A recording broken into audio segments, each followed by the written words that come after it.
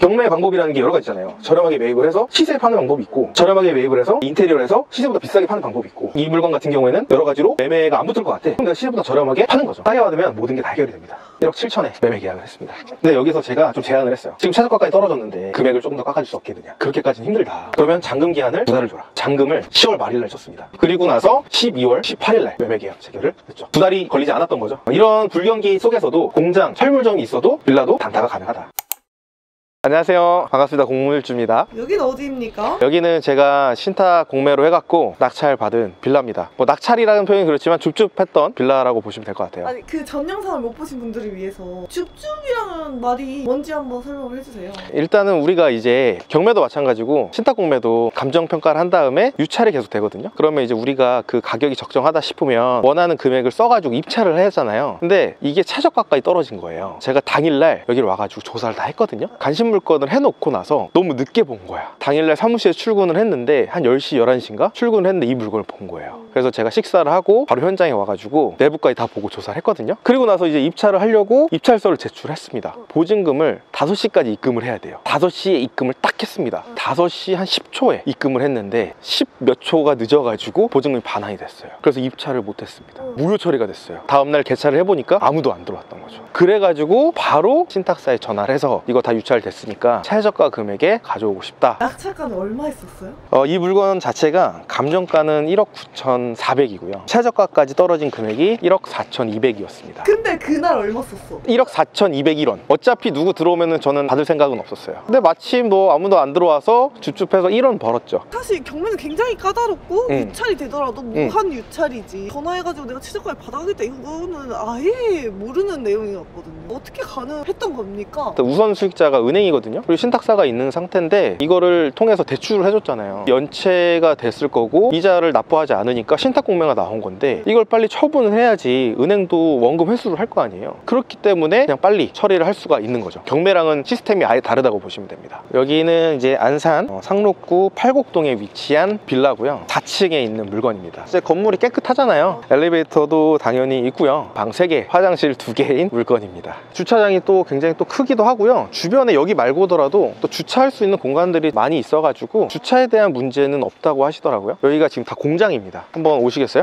여기도 지금 다 공장이고요. 사실 이렇게 빌라 있는 데에서는 빌라가 있는 게 정상이잖아요. 근데 여기는 되게 특이하게 빌라 있는데 중간중간에 다 공장이 있어요. 빌라를 좀 접근해보지 않으신 분들은 이 물건이 좀 매력이 없다라고 생각을 하셨을 것 같아요. 공장들이 너무 많잖아요. 그러다 보니까 주거지역이라기보다는 안 팔릴 수도 있겠다 그런 생각을 하신 것 같고요. 그리고 이 물건의 또 특징 중에 하나가 여기 바로 뒤에 고물상이 하나 있어요. 고물상이 사실 보기 안 좋거든요. 실제로 제가 매매를 내놨는데 이 고물상 때문에 매매를 하기 싫다라고 하신 분들도 있더라고요. 그런데도 결국엔 매매가 되더라. 여기도 다 공장이고 창문에서 봤을 때 고물상 뷰. 그래서 요것 때문에 좀 머뭇거리시는 분이 계셨어요. 그러면 저는 어떻게 했을까요? 싸게 받고 일단 시세보다 싸게 팔자. 그렇게 저는 애초에 생각을 했습니다. 경매 방법이라는 게 여러 가지 있잖아요. 저렴하게 매입을 해서 시세에 파는 방법이 있고, 저렴하게 매입을 해서 인테리어를 해서 시세보다 비싸게 파는 방법이 있고, 이 물건 같은 경우에는 여러 가지로 매매가 안 붙을 것 같아. 그럼 내가 시세보다 저렴하게 파는 거죠. 물건에 따라서 여러분들이 선택을 하시면 돼요. 제일 중요한 건 뭐다? 일단 싸게 받아야 된다. 싸게 받으면 모든 게 다 해결이 됩니다. 여기 시세가 1억 8, 9천 정도 돼요. 그렇게 팔면 너무 좋긴 하겠지만 기간이 또 너무 오래 걸리면 황금성이라든지 이런 것들이 좀 안 좋기 때문에 이걸 빨리 매도하고 또 다른 걸 또 투자해야겠다라고 생각을 해서 가감하게 깎아줘서 1억 7천에 매매 계약을 했습니다. 회전으로 하면 약 3천 정도? 매매 사업자로 또 진행을 하기 때문에 그래도 괜찮았죠? 이 물건은 매매 계약 체결을 8월 말일날 했어요. 신탁을 낙찰을 받으면 계약을 쓸 필요가 없어요. 근데 최저가에서 아무도 입찰하지 않았잖아요. 내가 최저가에서 사겠다, 수의 계약을 하겠다라고 하면 신탁사에 가서 매매 계약을 체결하는 겁니다. 일반 계약처럼. 제가 계약을 체결한 게 8월 말일이거든요. 근데 여기서 제가 좀 제안을 했어요. 지금 최저가까지 떨어졌는데 금액을 조금 더 깎아줄 수 없겠느냐. 은행에서 결정을 할 수가 있대요. 신탁사에서 결정할 수가 없대. 은행 담당자랑도 통화를 해봤는데 그렇게까지는 힘들다. 애초에 여기가 좀 대출이 좀 많이 있었대요. 제가 알기로는 여기가 신축이 되고 나서 분양을 했잖아요. 분양 가격이 한 2억 2, 3천 정도가 됐어요. 그래서 한 2억 정도를 받으신 거죠. 은행에서는 1억 4천에 처분을 하더라도 6천만 원 이미 손해인 거야. 그러니까 여기서 더 이상은 할 수가 없다. 제가 그럼 제안을 했습니다. 그러면 잔금 기한을 2달을 줘라. 그렇게 했고요. 제가 8월 28일 날 매매 계약 체결을 하고 최저가의 10%를 먼저 입금을 했고요. 그 다음에 잔금을 10월 말일 날 쳤습니다. 그리고 나서 12월 18일 날 매매 계약 체결을 했죠. 2달이 걸리지 않았던 거죠. 이런 불경기 속에서도 공장, 철물점이 있어도 빌라도 단타가 가능하다. 일부러 잔금 늦게 치르려고 안 깎아줄 거 알면서도 일단 한번 던져놓고 잔금 그렇죠. 늦게 치려고. 그렇죠. 이자 2달치만 해도 그래도 한 거의 100만 가까이 되는 거잖아요. 이게 스킬이야. 애초에 목적은 있었던 거죠. 한번 그럼 가보실게요, 내부로. 근데 참고로 여기 초등학교가 도보 3분 거리. 제가 딱 이렇게 들어왔어요. 임장 왔을 때 당시에 청소 관리 업체 연락처가 있어요. 여기에 전화를 했습니다. 해당 주소를 말씀을 드렸고 여기 지금 관리하고 있는 세대가 몇 호고 거기 연락처 좀 줄 수 있겠느냐 말씀을 드렸어요. 그랬더니 바로 연락처를 주셨습니다. 이 해당 빌라에 관리하고 있는 관리 세대. 아, 빌라도 관리 세대가 있구나. 분양회장님 느낌이죠. 그렇죠. 그래서 그분한테 전화를 드렸고 해당 호실 관련해가지고 공매가 나왔다고 말씀을 드렸고 관리비가 어느 정도 미납이 되어 있는지 그리고 여기 점유자분의 연락처를 받을 수가 있는지 그래서 연락처를 받았죠. 근데 연락을 드렸는데 전화를 안 받으시는 거예요. 저는 사실 이미 그 연락처는 알고 있었습니다. 그거는 내부에서 알려드릴게요.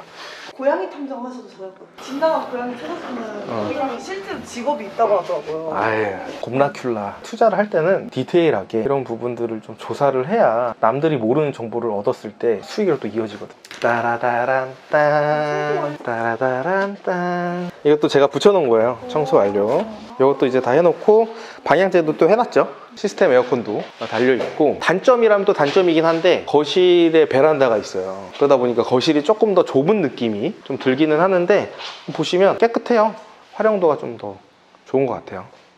화장실 여기 하나 있고 그 다음에 이제 안방에 또 화장실 뭐 부엌 방 2개가 있죠. 방 3개 화장실 2개 물건입니다. 제가 인테리어 한 거는 없고요. 방 하나가 도배가 좀 더러워가지고 방 하나만 도배를 했습니다. 나머지는 그대로고 청소만 했어요. 근데 물건을 보고 매수를 하셨다는 게 어떤 의미인지. 애초에 제가 사무실에서 이 물건을 전화 임장을 막 했습니다. 부동산에 전화를 해가지고 말씀을 드렸더니 물건에 대해서 알고 계시는 거예요. 이자를 미납을 해서 문제가 될 걸 알았기 때문에 미리 매매를 내놓으셨겠죠. 얼마에 내놓으신 상태에서 금액을 얼마까지 깎았었다. 그러다 도중에 연락이 안 되시더라. 이렇게 됐던 거예요. 근데 이제 그분이 말씀하시기를 여기 지금 사람이 안 살고 있고 비밀번호를 알고 있다 라고 말씀을 하시는 거죠. 사실 제가 비밀번호를 알려달라고 하고 싶긴 했지만 그렇게 하면 사실 안 되잖아요. 그래서 그렇게 하지는 않았고 그 소유자분 연락처 좀 주세요 라고 말씀드려서 연락처를 받았고요. 전화를 걸었더니 남편분이 전화가 안 되는 거예요. 알고 보니까 이혼을 하셨어요. 남편분만 거주하고 있었던 상황이었는데 그래서 아내분 연락처를 달라. 그래서 아내분한테 연락을 했죠. 그래서 여기가 지금 공매가 나와 있는데 지금 최저가까지 금액이 떨어진 상태다. 내가 이걸 내부를 좀 봐서 괜찮으면 매매 계약을 좀 체결을 하고 싶다. 그래서 내부 좀 볼 수 있겠느냐 했더니 비밀번호를 알려주시더라고요. 그래서 내부 확인을 이 상태 그대로 하고요. 바로 매매 계약 체결을 제가 진행을 했습니다.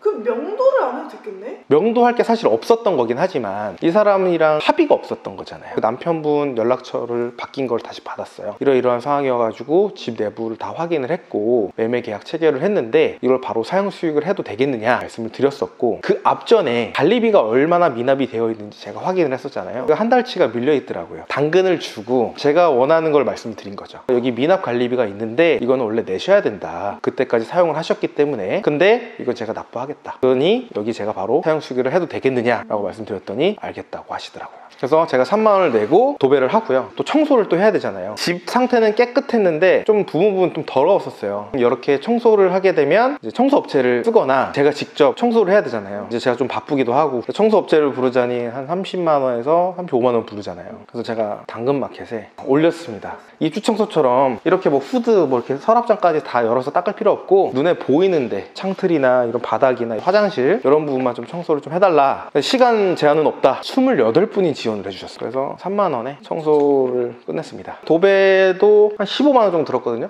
그리고 청소 3만 원, 명도비 3만 원. 그리고 이제 저는 이제 할 일 하고 이틀이면 이제 제게 아닙니다. 1월 초에 바로 진행하시겠다고 해가지고 또 투자금을 회수했으니까 이걸 가지고 또 좋은 곳으로 또 보내주고 또 그 친구가 또 좋은 친구를 불러오면 또 보내주고 이런 거를 이제 반복적으로 하시면 돼요. 빌라가 아무리 안 팔리고 물건이 쌓인다. 그 중에서도 팔리거든요. 요즘 같은 시기에는 시세보다 저렴하게 파는 게 더 중요해요. 근데 또 요즘 같은 시기에는 빌라 인기가 없잖아요. 그럼 저렴하게 받을 수가 있잖아. 근데 이렇게 이미 준신축의 물건들을 수리할 것도 없어. 손도 안 가. 편한 걸로 수익 내시면 좋지 않을까 싶습니다.